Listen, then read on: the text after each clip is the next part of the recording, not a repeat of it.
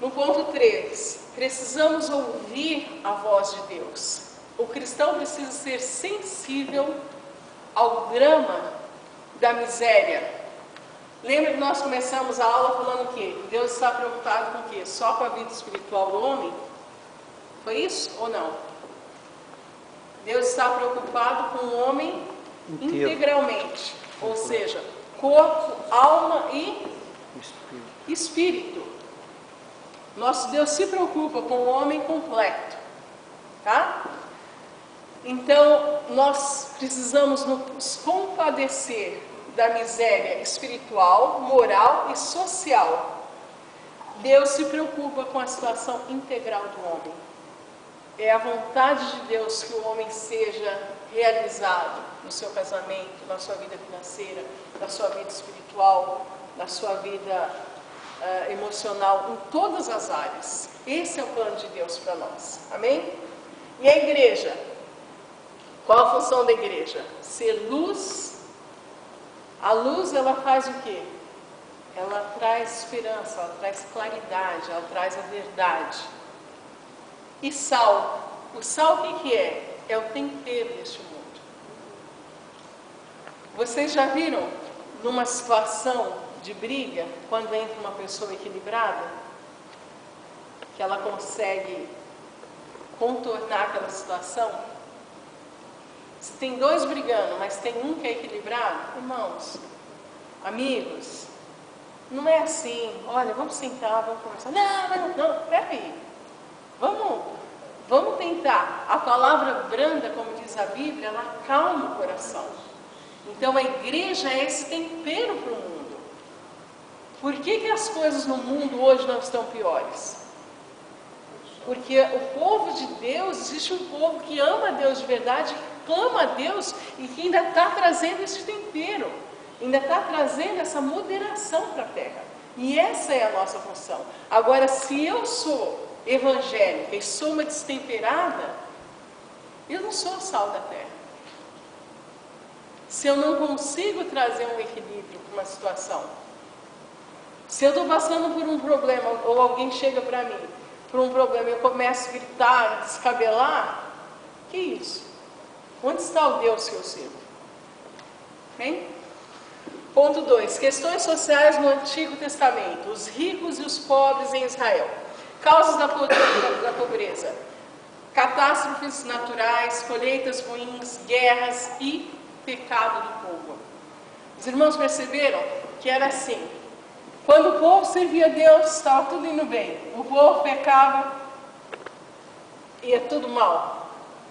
Né? Havia muito isso. De acordo com a lei de Moisés, os ricos deveriam ajudar os pobres. Deuteronômio 15:11, por favor.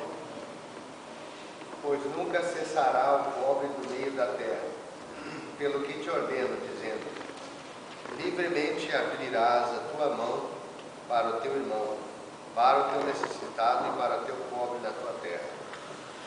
Então, tem que ajudar o pobre. Meu Deus. A escravidão em Israel. O que acontecia? Quem não tinha dinheiro para pagar uma dívida, pagava com a mão de obra. Então, por exemplo, se eu morasse em Israel naquela época e eu estivesse devendo dinheiro para a irmã Flávia, eu estava devendo dinheiro para a irmã Flávia e eu não tinha como pagar esse dinheiro para a irmã Flávia, então eu ia trabalhar num sistema de escravidão durante 6 anos para pagar a minha dívida com ela, porque eu não tinha recursos para pagar. Mas depois de 6 anos, 6 anos era o máximo, era o limite, não podia ser mais do que isso. A irmã Flávia, que no caso era a minha senhora, que era a pessoa que eu devia o dinheiro, ela devia dar condições para que eu começasse uma vida digna. Ou seja, o povo não poderia ser escravo para sempre. Era durante um período e depois disso o Senhor, ou seja, a pessoa, o credor, a pessoa que eu deveria pagar o dinheiro, deveria dar condições para essa pessoa iniciar uma outra vida, uma vida digna, justa. Ok? Eu vou pedir para os irmãos abrirem para mim enquanto eu vou explicando, para a gente não perder tempo. O irmão Celino, se puder ler para mim Jeremias 7, 6. O nosso irmão, perdoe, esqueci seu nome. Elton. Como? Elton. Elton.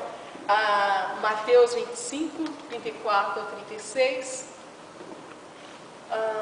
Depois a irmã Tati, Tiago 2, do 14 ao 26. O pastor, por favor, Isaías 58, do 10 ao 11. E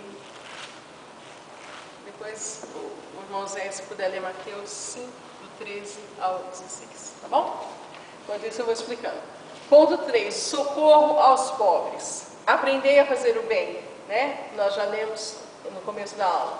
Em Israel, os órfãos, as viúvas, os estrangeiros eram vítimas constantes de intensa penúria. O que é penúria? Pobreza, falta das coisas, né? E opressão. Não podemos ser omissos em relação ao sofrimento do próximo. Quem vai ler, por favor? Jeremias 7, 6. Se não oprimirdes o estrangeiro e o órfão e a viúva, nem derramardes sangue inocente neste lugar, nem andardes após outros deuses para vosso próprio mal. Ou seja, quando eu faço o mal,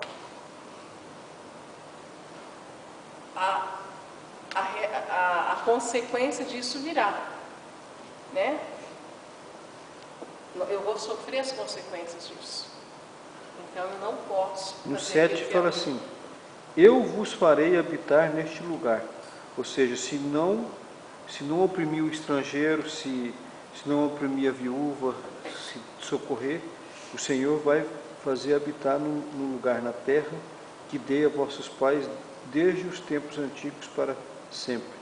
Seria receber a bênção, Então, se você for justo, se você não oprimir aquele que não tem necessidade, se você não se prevalecer por causa de alguma coisa, por exemplo, no Brasil, infelizmente, o que a gente vemos, às vezes, uma cultura do tirar a vantagem, né? Isso é uma coisa errada, a Bíblia condena muito isso. Irmãos, e eu abro aqui um parênteses, nós precisamos ser justos e honestos nos nossos negócios, nos mínimos negócios. Eu lembro que uma época eu dava aula de inglês, e chegou uma colega minha e falou assim: Branca, por favor, você pode me ajudar, você pode me dar uma aula? Eu falei: olha, me perdoe, mas não. Falei: mas por quê? Ela falou: porque você sabe o mesmo tanto que eu.